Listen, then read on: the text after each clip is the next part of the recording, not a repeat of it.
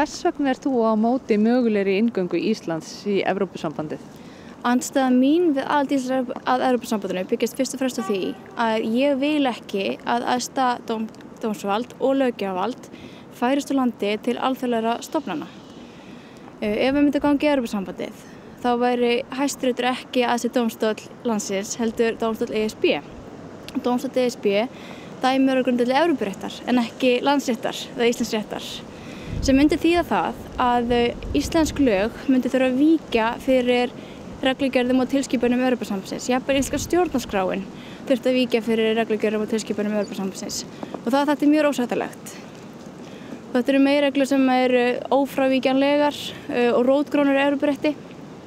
Þeim sviðum sem að forgangur Evrópusambandsins eða Evrópuréttar gildir hefur bara fjölgað undanfarnum áratugum og ekkert bendi til þess að þeim muni fækka. Og þetta myndi þá gilda allar reglugerðir og tilskipanir en ekki bara þeir réttarsvið sem að ná yfir EES-samninginn sem svo gildir núna. Og samaskapi að þá er þið Alþingi ekki æðsti löggjafi landsins heldur framkvæmdastjórn Evrópusambandsins sem er setin fulltrúum sem eru ekki lýðræðislega kjörnir.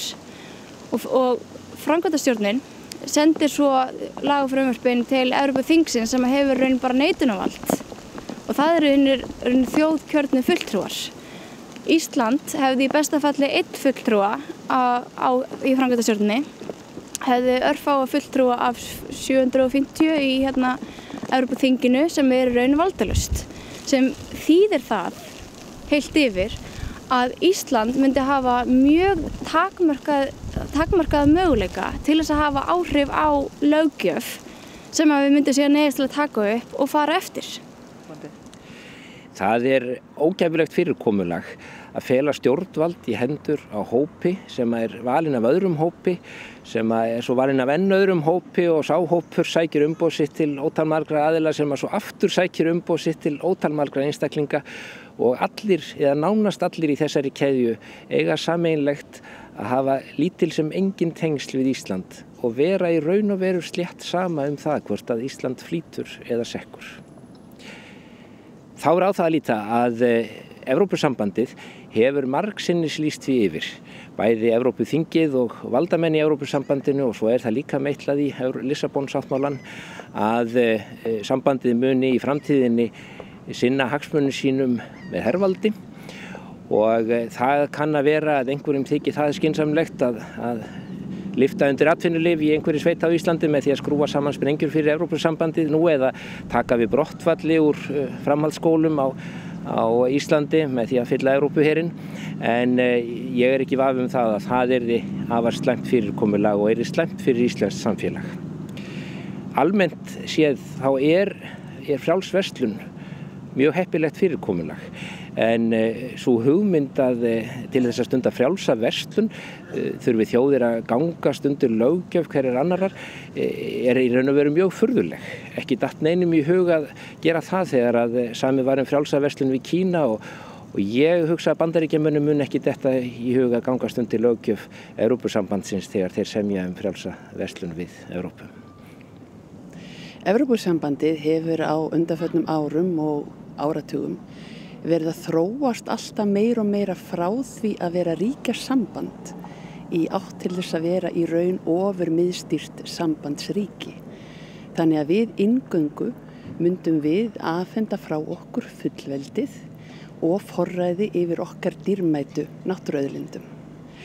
Nú þeir eru til sem að segja að við eigum að ganga þarna inn til þess að komast að borðinu, til þess að hafa áhrif og því til að svara að jafnvel stórþjóð eins og Bretar sem eru 60 milljónir, þeir kvarta undan því að hafa lítil áhrif innan ESB og mjög margar raddir í Bretlandi vilja bara krefjast þess að þeir segi sig úr ESB og þessar sömu raddir gerast háværari víðar innan Evrópusambandsins menn vilja ganga út enda þar stöðnun og mjög djúp efnahagslægð og það eru engin teikn á lofti neinn efnahagsbata innan ESB. Og þeir eru líka ýmsir sem að vilja klára viðræðurnar.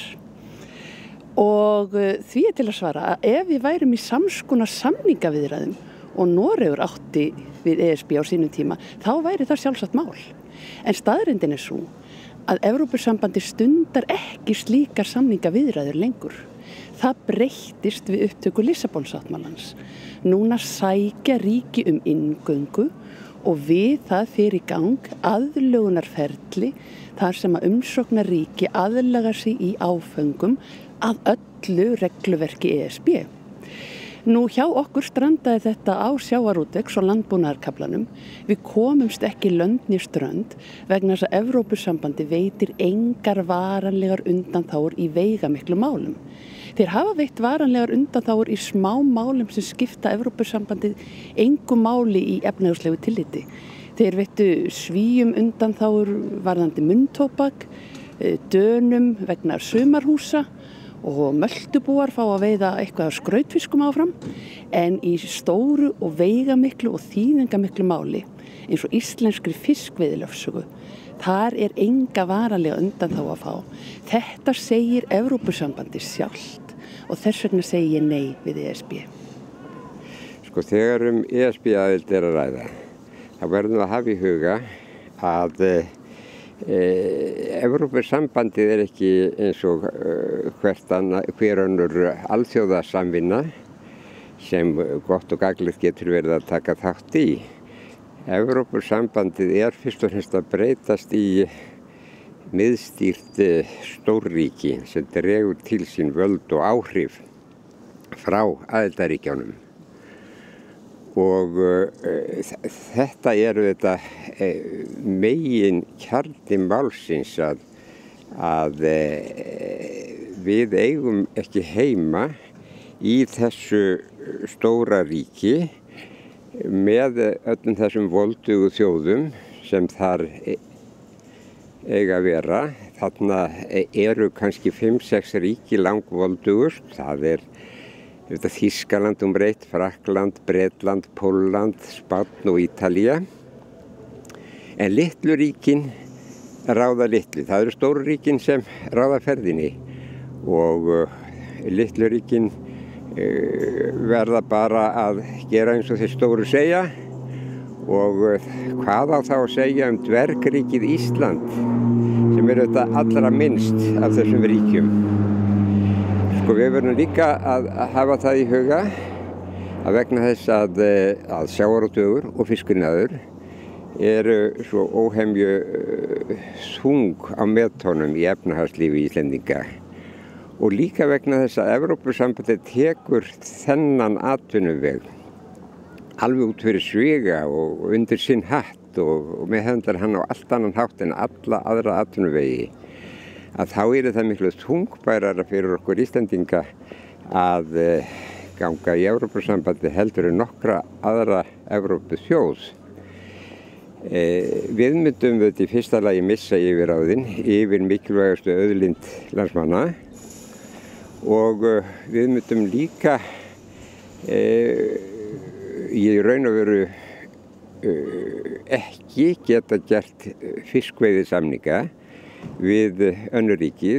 Evrópusambandið tekur það til sín og við myndum verða hugsanlega að sætta okkur við það að erlend stórfyrirtæki myndu beinlínis kaupa upp fiskveiði heimildirnar á Íslandsmiðum og við getum heldur ekki gert sjálfstæða viðskiptasamninga við önnur ríki. Þannig að eins og sjáum á þessu þá eru rökin gegn aðild ótal mörg og þegar að þessari og þessum ástæðum þá er alveg augljóst að það samrýmist ekki hagsmunir Íslendinga að ganga þarna inn. Það er okkur mjög óhagstætt.